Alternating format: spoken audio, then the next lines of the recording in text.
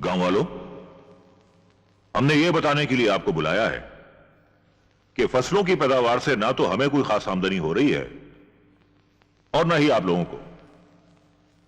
इस आमदनी से कर्ज की रकम चुकाना तो दूर, आप सूद भी नहीं चुका पा रहे। नतीजा यह हो रहा है कि सूद की रकम आपकी जमीनों की कीमत से कई गुना बढ़ गई है। इसलिए यह घाटे का काम करना सरासर हिमाकत है। तो हमने यह फैसला किया है कि इस साल से फसलों का बोना बिल्कुल बंद। लेकिन ठाकुर साहब, काश्तकार खाएंगे क्या? ये लोग तो बेचारे भूखे मर जाएंगे। नहीं सरपंच, हम ऐसा नहीं होने देंगे। हमने यहां एक से बढ़कर एक फैक्ट्रियां और कारखाने लगाने का फैसला किया है। गांव में तरक्की होगी तो गांव वालों की पुश्तों तक के लिए रोजगार की कोई कमी नहीं होगी। लेकिन सरकार, इस सब के लिए तो बरसों निकल जाएंगे, तब तक हम लोग खाएंगे क्या? इसका भी ख्याल है हमें। हमने तुम सबको तुम्हारी जमीनों की कीमत के तौर पर 5-5 हजार रुपए देने का फैसला किया है। सिर्फ 5,000? ये क्या कह रहे हैं ठाकुर साहब? 5,000 रुपए तो बहुत कम है। तो जाने दो इन्हें कचहरी, करने दो इन्हें अपनी जमीनों का दावा। लेकिन याद रखो, हिसाब के सारे कागजात हमारे पास हैं। जब वो खुलेंगे तो लेने के देने पड़ जाएंगे। जमीनें तो जाएंगी, कोर्ट कचहरी के चक्कर में घर बार भी बिक जाएंगे। तब कोई भी हमारी रहम दिली को आवाज ना देना। तब हम इन्हें 5,000 रुपए तो क्या, एक बूटी कौड़ी नहीं देंगे। बोलो, क्या फैसला है तुम लोगों का? ठाकुर साहब, हमें आपका फैसला मंजूर है। तो एक एक करके आगे बढ़ो और लगाओ कागजात पर अंगूठा। ये हरिया, चल पहले तू आजा। नहीं, मैं 5,000 में अपनी जमीन नहीं बेचूंगा। मैं नहीं लगाऊंगा अंगूठा। काली जी दादा। जो अंगूठा हमारे काम ना आए, उस अंगूठे का हरिया के हाथ पर क्या काम? काट दे उसे। नहीं, नहीं, छोड़ दो मुझे, छोड़ दो मुझे, छोड़ दो, नहीं, नहीं, छोड़ो, छोड़ो,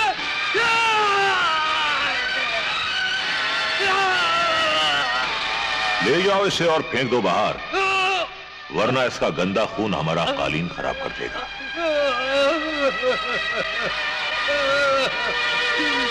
है कोई और जिसे एतराज है? अगर है तो बोले। कोई नहीं तो एक एक करके आओ और लगाओ अंगूठा।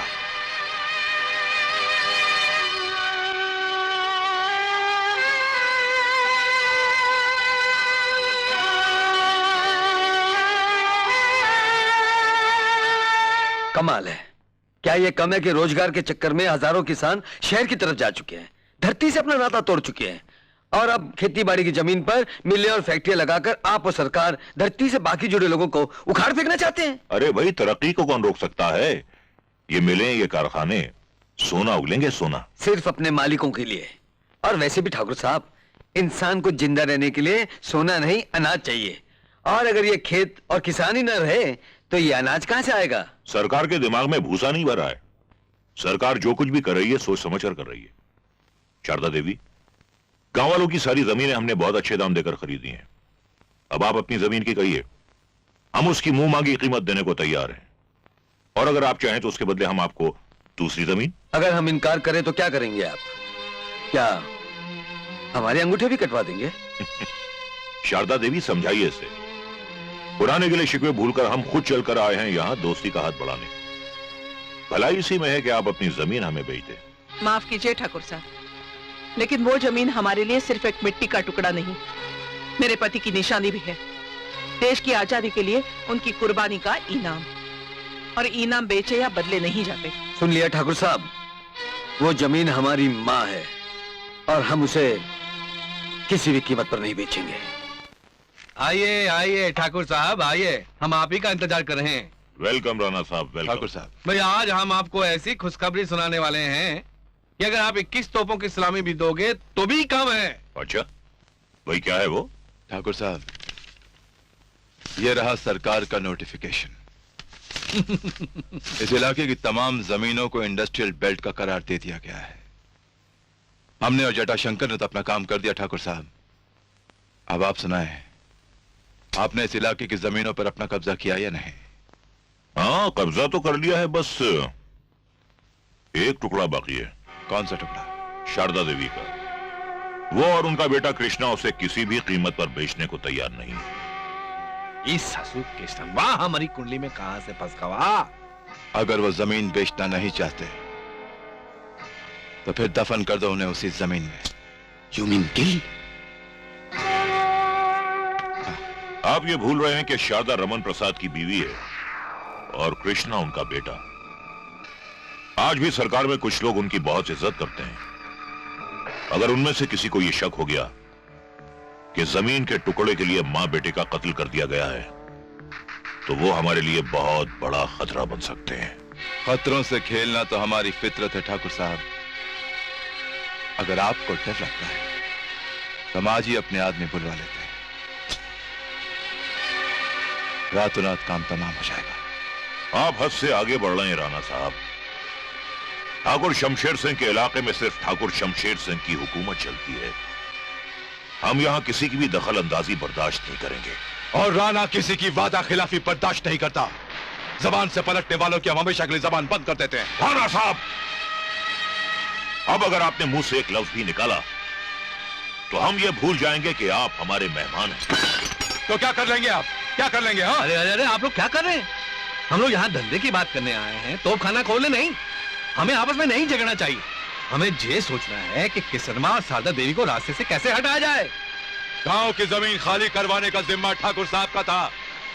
ये काम इन्हीं को करना पड़ेगा, समझे? जरूर करेंगे, लेकिन होशियारी से। उन दोनों को रास्ते से हटाने के लिए हमें कोई ऐसी तरकीब सोचनी होगी जिससे सांप भी मर जाए और लाठी भी ना टूटे।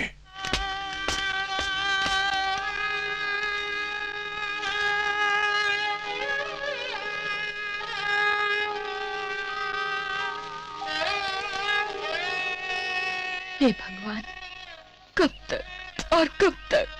आदाब मेरा बहन, क्या बात है? आप कुछ परेशान सी नजर आ रहे हैं। हाँ असलम भाई, मेरे पति को मरे 2 साल हो गए हैं, लेकिन आज तक मुझे उनकी पेंशन का एक भी पैसा नहीं मिला। मैं सरकारी दफ्तरों के चक्कर काटते काटते थक गई हूँ। आज फिर एक चिट्ठी आई है, एक और दफ्तर में चक्कर काटने के लिए। अगर ये सिलसिला यूं ही चलता रहा तो मेरा गुजारा मुश्किल हो जाएगा। आप कहे तो मैं जटाशंकर जैसे कहकर देखूं? जटाशंकर जी से? हाँ, उन्होंने खुद मुझसे कहा हमसे उनकी कोई जाती दुश्मनी नहीं है और कोई भी मुश्किल आन पड़े तो वो हमारी मदद करने के लिए तैयार है। सच? आजमा कर देख लेने में क्या हर्ज है? राम, बहुत देर हो गई भाई, मीटिंग में पहुंचना है। साहब, यही है मेरा दीदी, जिनके बारे में मैंने आपसे बात की थी। जी नमस्ते। नमस्ते नमस्ते। कोई फिक्र की बात नहीं है। नारी कल्याण तो हमारे जीवन का लक्ष्य है। नहीं जाति को आगे नहीं बढ़ाएंगे तो देश कैसे आगे बढ़ेगा? आप ये बताएं, अर्जी लिखकर आई हैं? जी नहीं तो। कोई टेंशन नहीं, अभी तो हम बाहर जा रहे हैं मीटिंग पर। आप संध्या 8 बजे अर्जी लिखकर ले आए। बाकी कल राजधानी जाकर मैं खुद ही निपट लूंगा। बहुत बहुत धन्यवाद आपका।